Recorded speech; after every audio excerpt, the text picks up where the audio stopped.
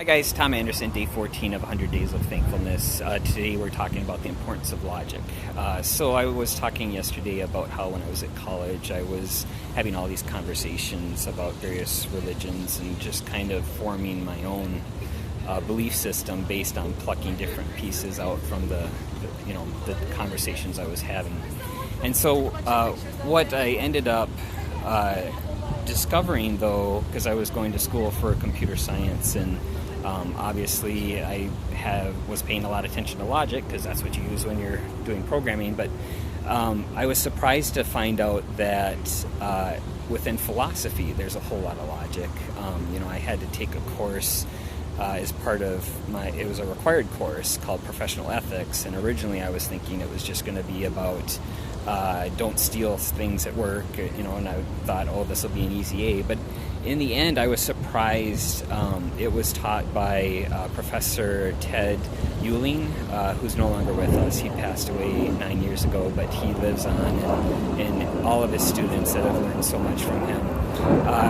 I enjoyed his classes so much that I actually took a second moral philosophy class from him.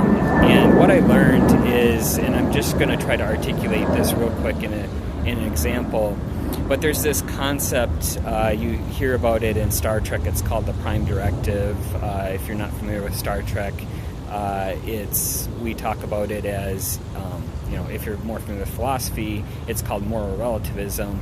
But if you're not familiar with philosophy either, the term is really tolerance versus intolerance. And so, the argument is it's always morally superior to choose the tolerant route, to always just accept everyone. And that was exactly what I was doing in college. I told everyone when they asked me what I believed, I said, I'm an agnostic, which basically means, there might be a God, there might not be a God. I don't really know. What do you think? And so it's a very open belief system, and it's a very accepting belief system. And so it was very good for me to actually learn from other people. So, I think it was important for me to go through that. What I discovered, though, that there's a logical flaw in that moral relativism. And really, let me just illustrate this way. Let's say we're talking right before Nazi Germany.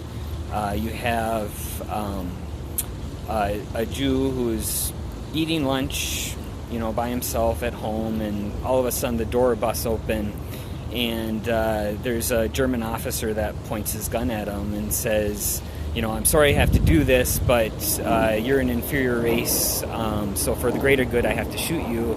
The rabbi, puts his sandwich down and says, I accept your beliefs, do what you have to do, and I'll be with God now. So then the German officer shoots him, and he walks out the door. The Jew is dead.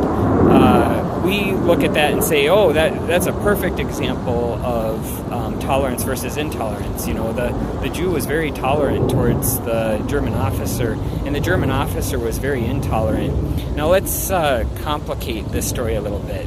Let's add a couple more characters to the story. We'll set it up the same way. You have the same basic thing going on, but let's say that instead of eating lunch alone, that the Jew is actually eating lunch with his friend who happens to be a German citizen. And instead of the German officer barging through the door alone, he also has a German soldier with him with gun in hand. So now we have four characters, and it starts out pretty much the same way, points the gun, says some mean words. The rabbi, or not the rabbi, but the Jew is, saying, do what you have to do. But his German citizen friend who was having lunch with him says, how dare you barge into this house? And he stands in front of his friend so that, he's basically saying, you may not shoot my friend. I will not allow you to do this, not in my house. To which the officer says to the soldier, shoot them both. And the soldier says, I'm sorry, I can't shoot this German citizen. He's a friend of mine. I grew up with him. And so in the end, the German officer just shoots both of them, and then the German officer and his soldier leave, and the soldier is weeping because he just saw his friend die. And the officer says to his friend, you'll see one day this was for the greater good. Now, if we think about that in terms of tolerance and intolerance, it gets a little bit more muddy now, because the German citizen was showing behavior of extreme intolerance. He was not going to just let his friend get shot. And similarly, we see that the German soldier, who maybe was in the best position to stop the officer from shooting his friend, he allowed it to happen. So he was more tolerant. So the problem here is that we struggle with here is, from a morality perspective, it seems real clear that both the tolerant Jew and the intolerant German citizen were in the right here, and it was the intolerant German officer and the tolerant soldier that were in the wrong. So it's not just about tolerance and intolerance. Morality is much more complicated than this.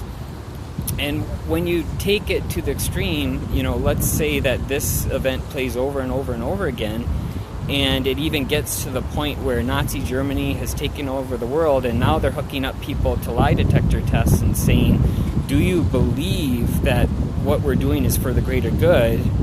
And if they fail the lie detector test, they kill them. So then you end up with a world where, might basically makes right, and you have this world of everyone that, is now teaching their children that, back when we got rid of that inferior race, we did that for the greater good of humanity. That was a very good thing we did. We know, just as human beings, we know that's wrong. We know, without anyone telling us, that there's something wrong with that picture. The world would be wrong if that's what happened. So the logic of all this was just I couldn't disagree with it. And so if you don't accept moral relativism, you have to accept either that morals don't really exist at all, or the concept of moral absolutism, that there really is a universal fundamental moral good and a universal fundamental moral evil in the world. So when I started accepting this, I started thinking, the author of this moral good must be God.